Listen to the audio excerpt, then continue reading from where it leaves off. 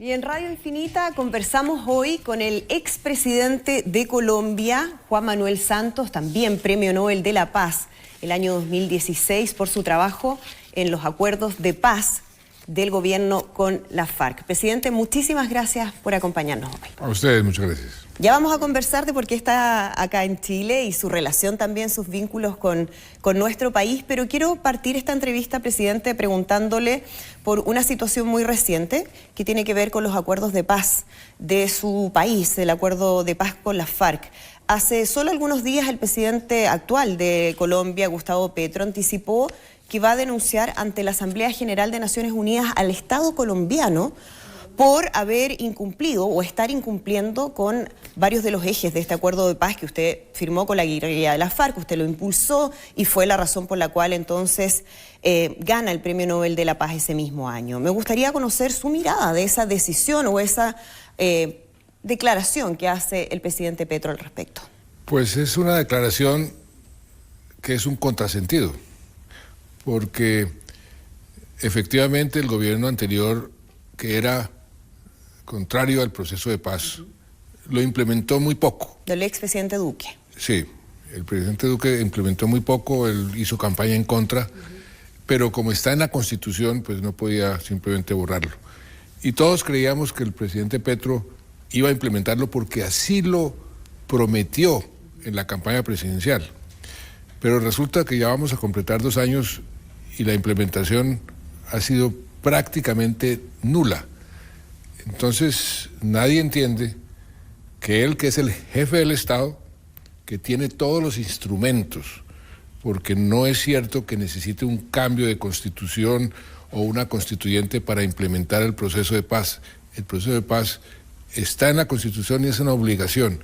Que venga ahora a decir que va a denunciar en Naciones Unidas porque el Estado del cual él es jefe no ha cumplido.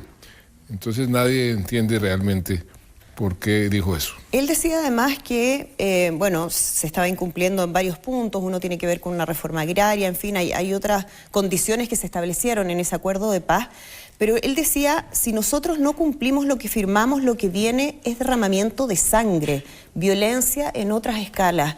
¿Qué le parece esa declaración? ¿Es real? ¿Puede ocurrir? Es una amenaza tratando de generar el ambiente para que le aprueben sus reformas. Esa no es la forma. Eso es por la vía de la persuasión, de la concertación, del diálogo. Lo que aquí en Chile se hizo con mucho éxito durante la concertación, como las reformas se pueden aprobar, pero no es generando miedo o con amenazas como las que está haciendo el presidente Petro. Presidente, guardando las proporciones, por supuesto, de la historia del conflicto en Colombia, me gustaría conocer su mirada de lo que vive nuestro país en la llamada macrozona sur, en relación a un conflicto que tiene un origen con una reivindicación del pueblo mapuche o parte de él, una reivindicación territorial principalmente, con un trasfondo político, pero que ha ido mutando a algo totalmente distinto. Y ahora lo que vemos son grupos terroristas que llevan a cabo acciones muy violentas, narcotráfico, robo de madera y otro tipo de delitos. ¿Hay ciertos elementos en común? ¿Ve usted algo que pueda relacionarlo con lo que vivió Colombia con las FARC? Sobre lo segundo que usted acaba de mencionar, sí. El crimen organizado es, a mi juicio, el principal desafío que tiene América Latina desde México hasta Argentina. Por supuesto, todas las islas del Caribe, mire Haití, pero todos los países el crimen organizado ha venido ganando terreno. El control territorial del crimen organizado se ha venido expandiendo a merced del Estado. Y por eso que está sucediendo en todas partes del mundo y es un crimen multinacional. Y de ahí la necesidad de también combatirlo cooperando con los demás países, que ha faltado mucho porque en este momento América Latina está en un grado de desintegración. Todos los países o muchos de los líderes peleando entre sí, hay diferencias ideológicas que hacen casi que imposible la cooperación y mientras eso el crimen organizado avanza. Un crimen organizado que en este caso se mezcla con una reivindicación de otras características, por eso yo le daba la comparación de los mapuches, sí, y también lo que fue el inicio del conflicto con las FARC. El crimen organizado siempre aprovecha esos conflictos. Ellos son muy hábiles, se adecúan muy rápidamente, entonces ven que en el caso de los mapuches hay un conflicto social y ahí se meten a generar su propia dinámica, y es el control territorial, a través de la extorsión, a través del control de los factores de poder, y ahí van expandiendo su control. Y eso es característico. El crimen organizado, el narcotráfico, aprovechó, por supuesto, en Colombia muchísimo la presencia de la guerrilla en esas zonas. Eso es casi que natural para ellos. Y en ese sentido, ¿Chile puede sacar alguna lección del proceso que vivió Colombia? Sin duda, sin duda. Por un lado, pues tratar de buscar una solución al conflicto social con los mapuches. No es fácil, pero hay soluciones. A los indígenas, las comunidades indígenas, hay que darles, primero que todo, con cualquier interlocutor donde haya controversias de este tipo, darle la importancia que tienen, tratarlos dignamente, entender sus razones, ponerse en los zapatos de ellos, sus reivindicaciones, y muchas veces cuando uno comienza a estudiar el por qué están diciendo o haciendo tal cosa, uno de pronto dice, hombre, de pronto tienen razón, y ahí comienzan las soluciones. Pero eso requiere paciencia, requiere perseverancia, requiere empatía, y fue lo que hicimos con las FARC. Y ahí hay una diferencia entre mapuches y FARC, porque en las FARC nosotros también aplicamos el garrote, militarmente los atacamos con toda la contundencia, y al mismo tiempo estábamos negociando. Yo con ellos apliqué lo que llamé la doctrina Rabin, el primer ministro de Israel, Isaac Rabin, que cuando se sentó con Arafat le dijo, yo me siento con usted a negociar la paz como si no existiese el terrorismo, pero voy a continuar combatiendo el terrorismo como si no existiese proceso de paz. Eso en el caso colombiano, el caso con las FARC, fue exitoso, porque muchas veces, en el caso de los conflictos como el colombiano, el cese al fuego, como está sucediendo en este momento en Colombia, lo aprovechan los grupos armados para fortalecerse, militar y políticamente. Usted habla zanahoria y garrote permanentemente. ¿Qué pasa con el diálogo? ¿Usted cree que hay que dialogar con todos en cualquier circunstancia?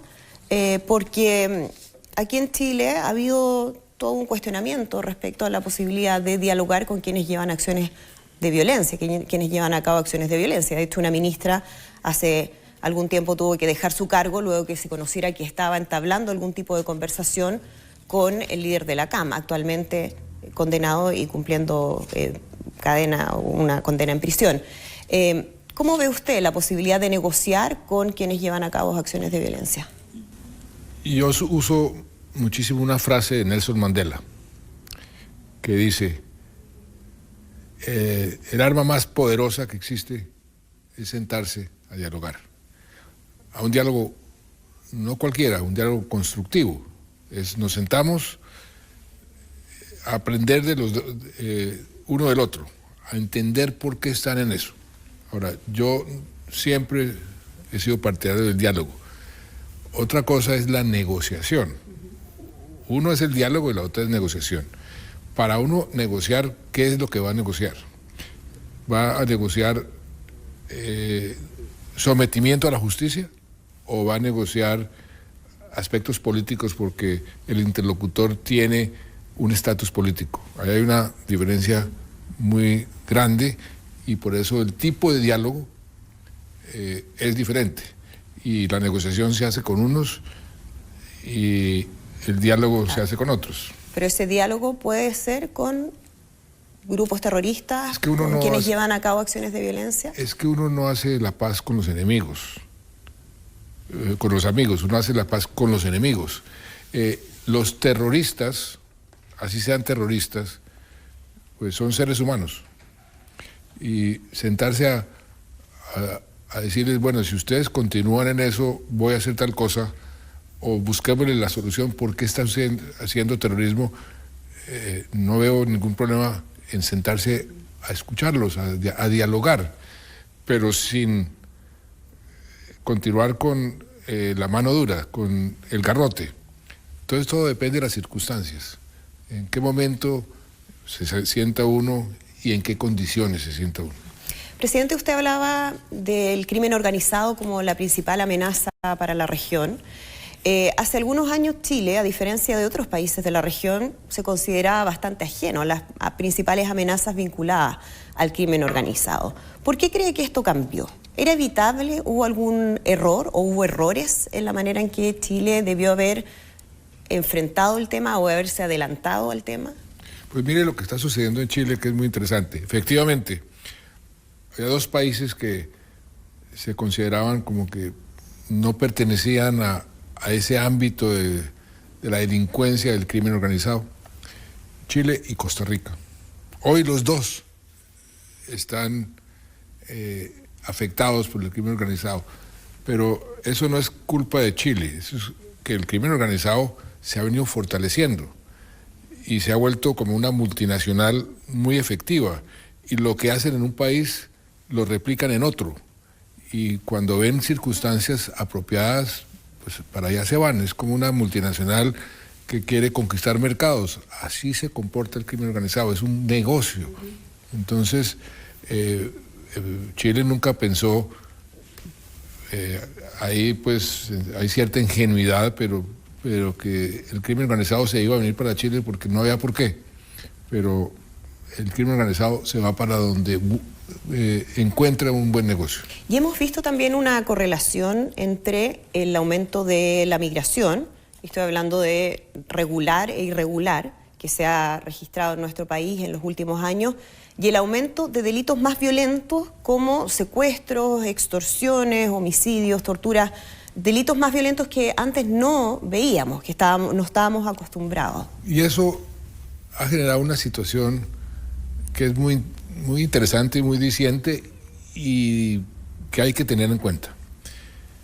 El país hoy en día, donde la población tiene mayor preocupación por la inseguridad, es Chile. En el mundo, el 70% de los chilenos dice, mi mayor preocupación es la inseguridad. Pero cuando va uno a la realidad, el típico indicador que se utiliza es cuántos homicidios por cada 100.000 habitantes. Exacto. Chile tiene 6.4, 6.3, que inclusive bajó últimamente. Colombia tiene 25.45. Y Colombia, cuando la mide uno por el porcentaje de la gente preocupada, es del 40%. Entonces hay una gran diferencia entre la percepción y la realidad. ¿Y por qué cree que ocurre eso? Por lo que usted acaba de decir, porque como Chile no estaba acostumbrada a los homicidios, a las extorsiones, entonces eso tiene muy asustada a la gente. Esto que sucedió de los 3 carabineros últimamente, eso conmocionó a la sociedad chilena con razón, pero eso en Colombia es, me da pena decirlo, pan de cada día. Entonces, ahí hay una situación donde hay que tener cuidado de no sobrereaccionar, porque la percepción genera miedo, genera susto, y eso lo lleva a uno a tomar decisiones a veces precipitadas que no son las mejores para combatir en el largo plazo el crimen organizado. Y eso ha tenido también un efecto en la ciudadanía que relaciona migración con aumento de los delitos, se genera una especie de animadversión a los migrantes, y me gustaría conocer su mirada de lo que ha ocurrido en Colombia. Colombia ha recibido a casi la mitad de los 7 millones de venezolanos que se calculan han dejado ese país. Chile, de acuerdo a los últimos datos que entregó el embajador en Caracas, Jaime Gasmuri, tendría cerca de 800.000, esa fue la cifra que él dio. ¿Cómo se puede seguir enfrentando esta crisis? En Chile hay quienes han planteado todo tipo de medidas, incluso suspender el ingreso de venezolanos a nuestro país por un tiempo. Pues mire, en el caso de Colombia, Venezuela durante muchos años recibió a los colombianos que huían a Venezuela por la violencia en Colombia y fueron muy generosos. Cuando sucedió en Venezuela lo que sucedió, yo como presidente les abrí las puertas a los venezolanos y no solo eso, les di acceso al sistema de salud, acceso al sistema de educación y acceso al sistema de entrenamiento laboral para lograr un empleo. Y todos los chilenos, todos los venezolanos que llegaron a Colombia fueron bien recibidos. Y al mismo tiempo hice una campaña muy intensa para evitar la xenofobia, porque llegaban los venezolanos a quitarle puestos de trabajo a los colombianos y eso generaba... Entonces eso fue bastante exitoso, Duque continuó con eso, y yo pienso que culpar a los venezolanos de la inseguridad o a los inmigrantes no es lo correcto. Lo correcto es, si hay ánimo de recibirlos, pues recibirlos bien y procurar con ellos algo que sea benéfico para el país. Chile, como Colombia, eventualmente, y ya estamos comenzando a sufrir eso que llaman el dividendo poblacional. La mano de obra, porque la población no está creciendo como crecía antes, se va a volver cada vez más escasa. Ahí la inmigración se va a volver muy importante. En Europa está sucediendo, en China está sucediendo, en Rusia está sucediendo. Entonces hay que buscar la forma apropiada de manejar la inmigración. O sea, ¿no cree usted en la necesidad de aumentar las restricciones a la migración? Porque efectivamente entra mucha gente que viene a buscar trabajo, gente que viene a aportar al país, pero también ocurre, y eso también es objetivo, que han ingresado miembros de organizaciones criminales y que están vinculados a estos delitos que mencionamos. Eso es cierto. Por ejemplo, me parece absurdo esa posición venezolana que el famoso grupo Tren de Aragua no existe. Nosotros fuimos las primeras víctimas del Tren de Aragua, la conocemos como la palma de nuestra mano, sabemos exactamente cómo opera, y que venga a esta altura a decir que eso no existe, que fue una invención chilena, eso se cae de su propio peso. Pero decir que es que la inmigración es la culpable de lo que está sucediendo, o sea que la expansión del crimen organizado es producto de la inmigración, eso no es cierto. El crimen organizado se va a organizar con inmigrantes o con chilenos, si ven que hay una oportunidad, como la están viendo los responsables del crimen organizado en todo el continente. Pero me parece un poco sofístico culpar a... Y una salida fácil, culpar a la inmigración por los problemas de inseguridad. ¿Y la posición que ha tenido el presidente Gabriel Boric? Ha sido muy crítico siempre de la situación en Venezuela, de la situación en Nicaragua, incluso muchas veces ha sido muy cuestionado desde un sector de la izquierda respecto a las posturas que él ha tenido. Yo creo que lo que ha hecho el presidente Boric ha sido lo correcto, eso habla muy bien de él, su posición internacional defendiendo la democracia es la correcta, y por eso yo decía en el evento de la semana pasada que el mundo se ha sorprendido positivamente con la evolución del presidente Boric en sus posiciones frente a lo que está sucediendo a nivel internacional, y eso es una buena señal. Él en cierta forma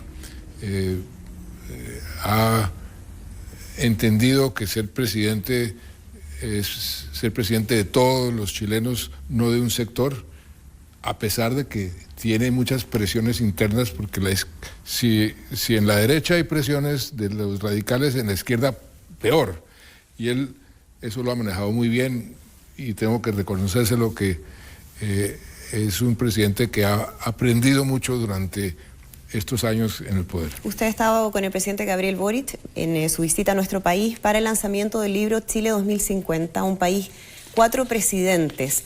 Es conocida su cercanía con el expresidente Ricardo Lagos, también entiendo la tiene con la expresidenta Michelle Bachelet. ¿Qué relación tenía con el expresidente Sebastián Piñera?